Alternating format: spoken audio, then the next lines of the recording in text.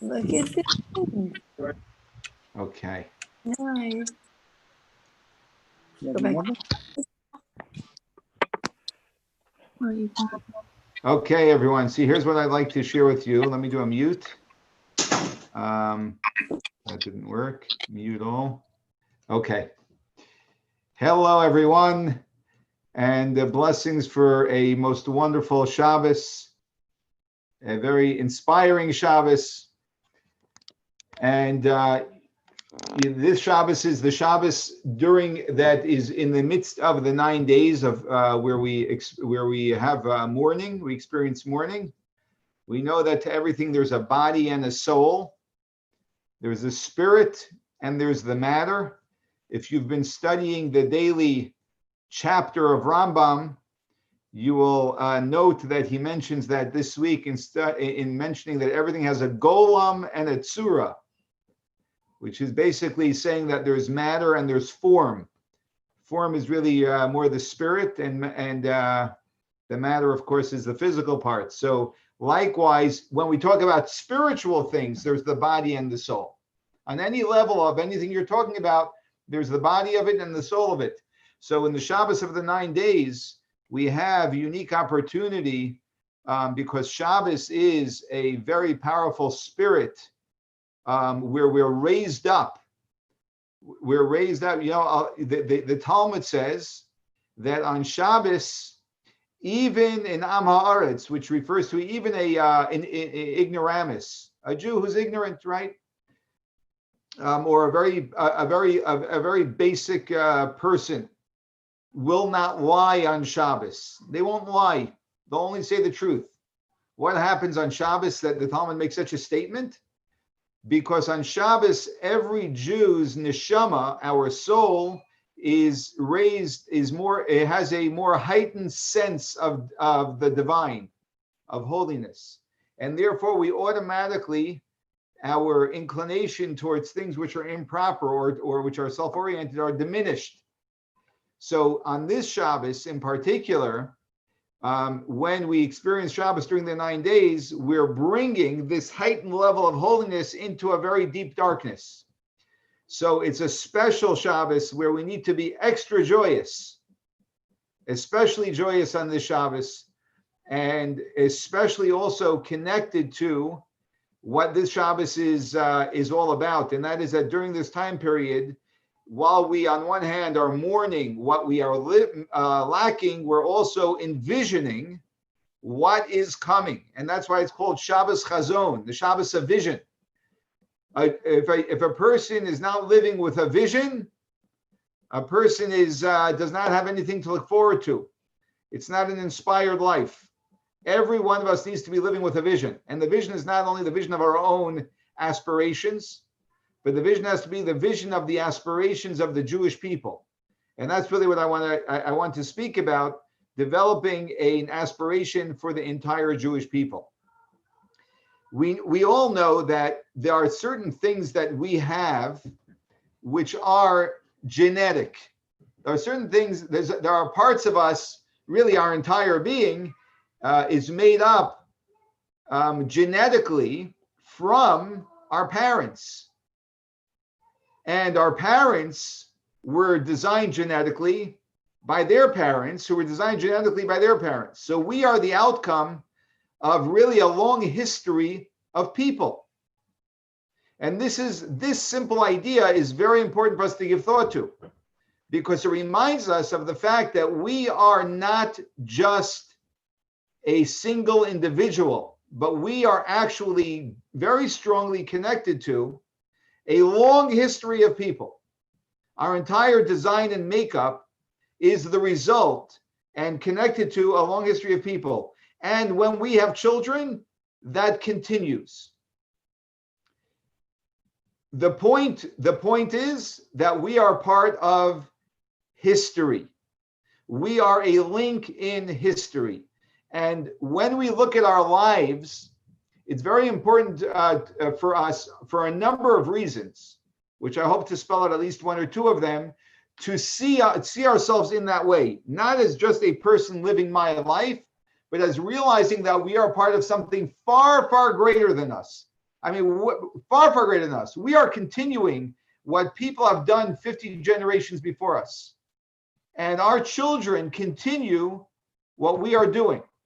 And this is very, very important. One of the repeated mistakes that people make, and sometimes, very often, it's not a mistake, it's just a calculated, deliberate choice that people make. One of those is when people have to make a decision, they have to determine how to move forward as it relates to society, right? So generally, actually, politicians are in the position to do things like that. And sometimes different people in leadership are in the position to do that. And classically, what people do is they make a decision with a short-term vision. What's going to make things look good for the next month, for the next year, for the next 5 years? But if someone really cares, then someone needs to, then the person will make a decision that's not a short-term success, but it's a long-term success. And I would say actually in our own lives, when we have decisions to make, very often we make decisions, we're short-sighted. So we just say, oh, this is gonna work, fantastic. But really that decision may only help us short-term, but then long-term it catches up with us.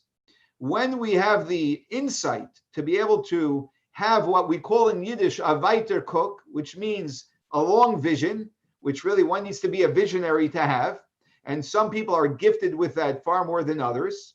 But when someone has a weiter Guck, they can see further down the road, they can know what to do now because they can see what the results of this is going to be. That is very, very powerful. And sometimes the weiter Guck also needs to be in the reverse, through our rear view mirror. We have to look at our rear view mirror and we have to look back and realize how far back we go and how important what we do will be to all of the efforts of the people who are behind us.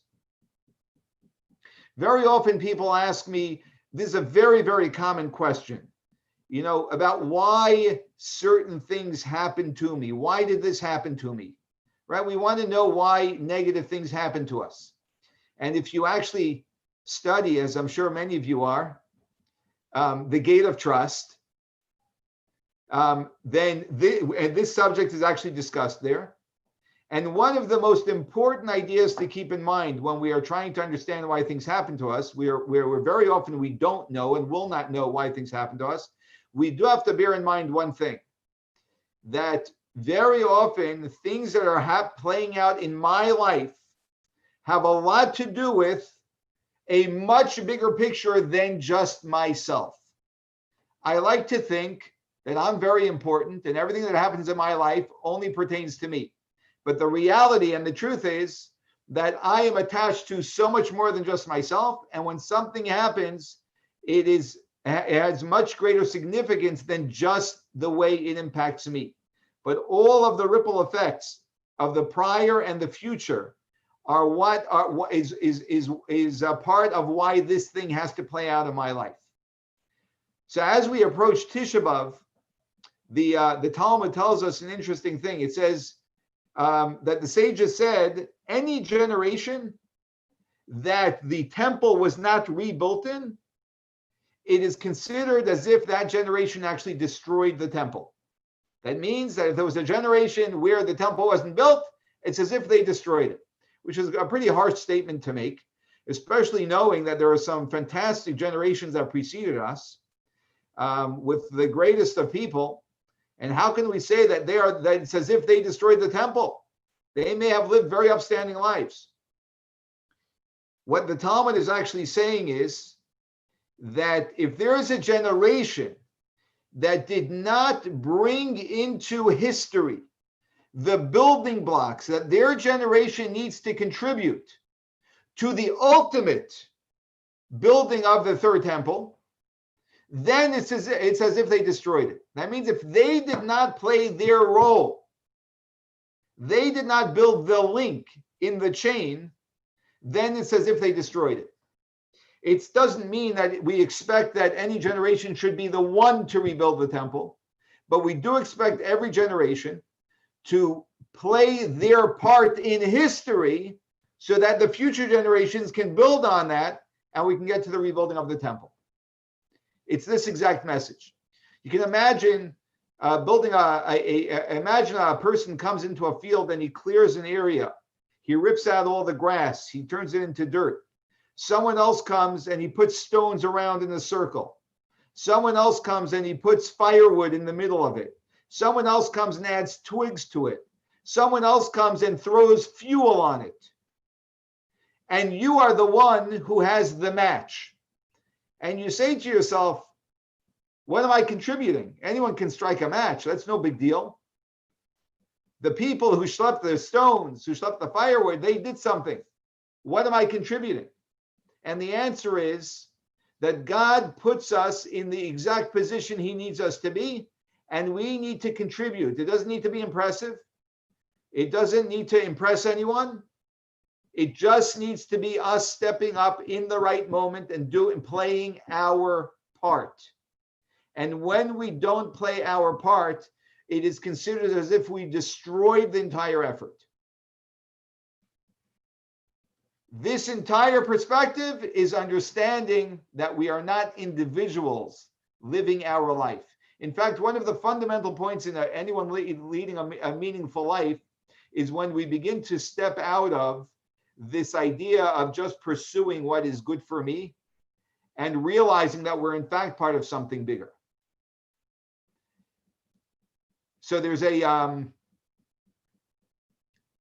there was a man who shared that his mother, who was a Holocaust survivor, shared with him when she was on her deathbed that she said to her son, please do me a favor and realize that life is like a play and everyone gets a certain amount of time on stage.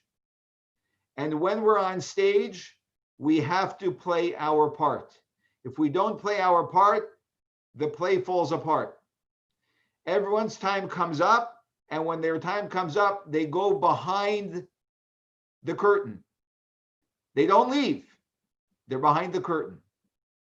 And they're watching the future people, the other actors who now have their turn on stage to play their part. And she told her son, I'm about to go behind the curtain. But don't think for a moment that I'm gone. And please know that I'm watching you and I'm praying that you are going to play your part. That is what the 9 days reminds us to do, to step into playing our part, to realizing that if my grandmother or great-grandmother lit Shabbos candles, my part is to continue that. I cannot let that die. That if my grandparents kept kosher, it's my responsibility to continue that, not to let that die. That if my grandparents were inspired and connected to God by studying Torah every day, it is my role to continue doing that and not let that die. When we do that, we are building the temple. When we don't do that, as the Talmud says, it's considered as if we're destroying the temple. And it's a collective effort. So everyone gets to play our part. And we have to realize that there are millions of souls who are standing behind the curtain. And they're looking toward us to play our part because we are now on stage. And when we play our part, we continue everything that they built. And of course, we pray that we pray that we're playing the final part in this play, and that we're going to see the culmination of everyone's efforts together with the coming of Mashiach. So, l'chaim to everyone, that we should all have an inspiring Shabbos and ask ourselves, what part in this play am I supposed to be playing, which I'm being a little bit soft on or relax on, that I know I can step more into? And how can I bring more light into this dark time so that God willing, by Wednesday night, which is scheduled to be Tisha B'Av, which it will be, it will be a Tisha B'Av which is going to be joyous instead of a Tisha B'Av which is going to be sad. L'chaim.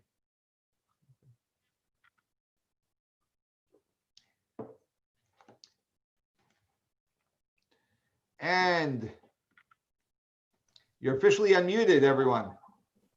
Oh, we say no? No, no. Thank Wendy. Any comments, questions, statements? Yeah, good Shabbos, Rabbi. Good Shabbos. I like that. Shabbos, Shabbos. It was beautiful. We won't play our